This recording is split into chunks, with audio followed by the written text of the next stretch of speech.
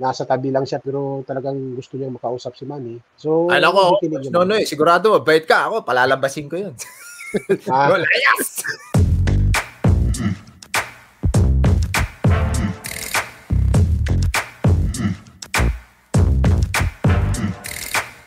Very notable is your work with the very great Manny Pacquiao. Ang question ko doon, Coach Nonoy, ano yung overall experience mo? Parang pagkumparahin natin, nung nagko-coach ka, kasama ka sa pagko-coach kay Manny nung hindi pa siya masyadong kilala, tapos nung biglang pumutok na yung pangalan niya, yung sabog na talaga, na magulo na talaga. So doon muna tayo sa the early days. Kamusta yung, how was it working with Manny, and anong klaseng atleta siya sa loob ng gym? Yung mga yan, walang media, walang nanonood masyado, walang masyadong pumapasin, 'di ba? Tapos ikaw, magbibigay ka ng instructions. Ano yung nakikita mo sa work ethic ni Manny Pacquiao nung nagte-training siya sa gym? Unang-una, pag nasa gym na si Manny, ano siya hindi natin masasabing seryoso, nandun pa rin yung papabiro siya. Pero when it comes to training, kasi stricto din si Manny. Kasi unang-una, tinitingnan.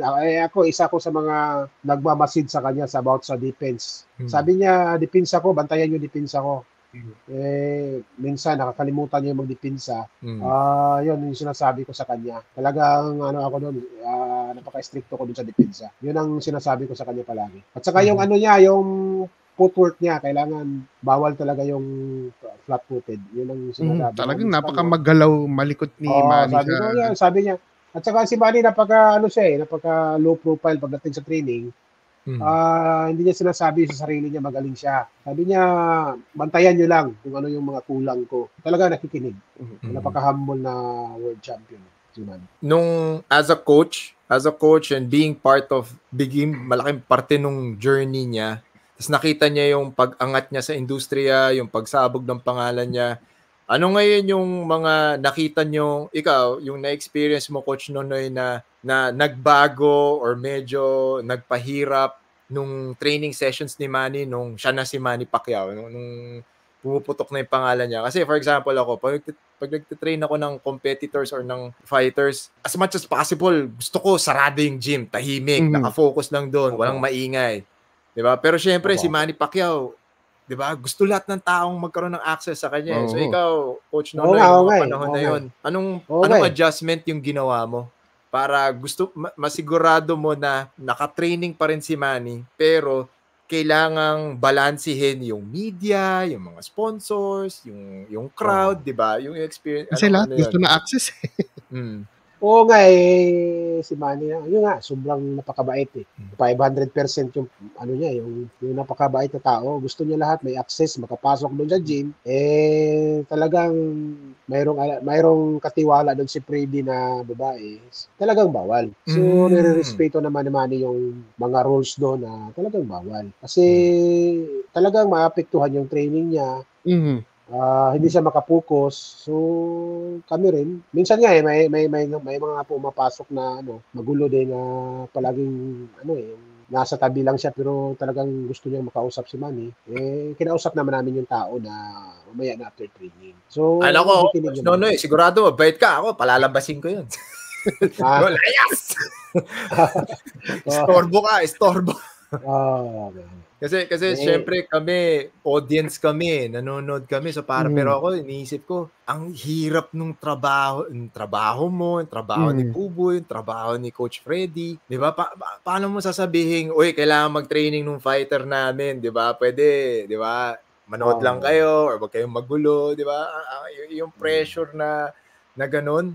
Di ba? Kaya kami noon, pag nagkukwento ako, sabi ko, bilib din ako sa mga taong. Sabi ko, di ko maintindihan. Ako hindi ko rin alam kung paano ko i-handle yung ganong klase. Kasi ma-follow up ko lang doon sa tanong na yung Coach Nonoy. Kasi I'm sure kahit sa inyo may mga mangungulit Coach, pasok niyo naman ako dito. Gusto ko mapanood yung training ni Pacquiao.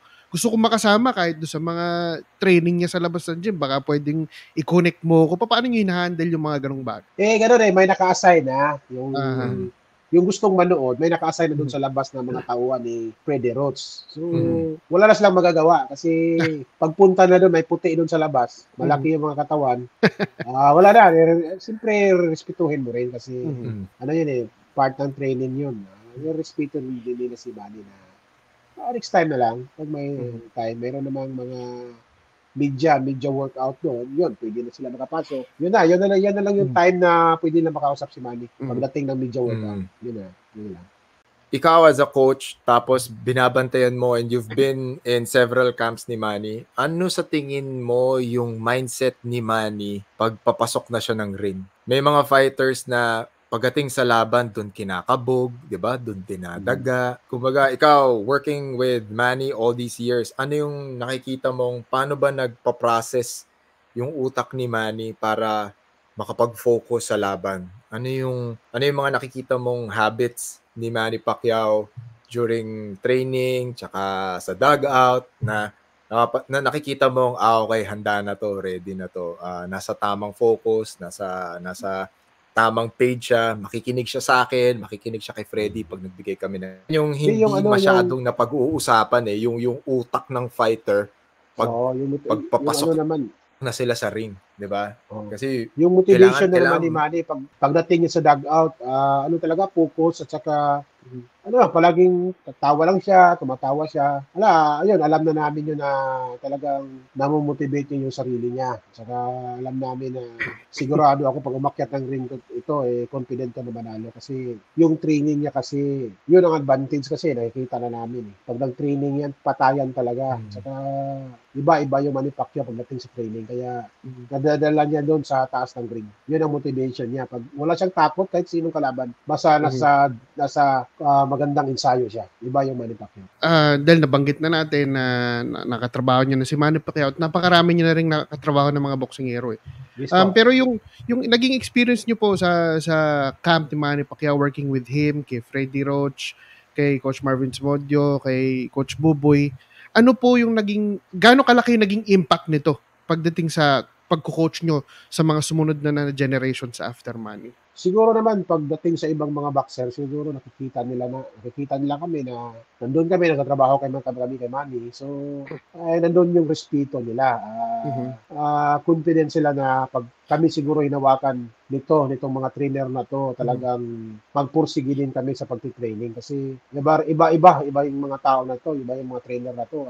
Talagang nadadala rin sila kay Manny pag si Manny nag-training. So, yun ang yung ina-apply namin sa kanila. So, yung respeto nila kasi pag sabi nila na makinig tayo dito kasi balang araw baka pag sumunod tayo dito baka maging world champion din kami in the long run.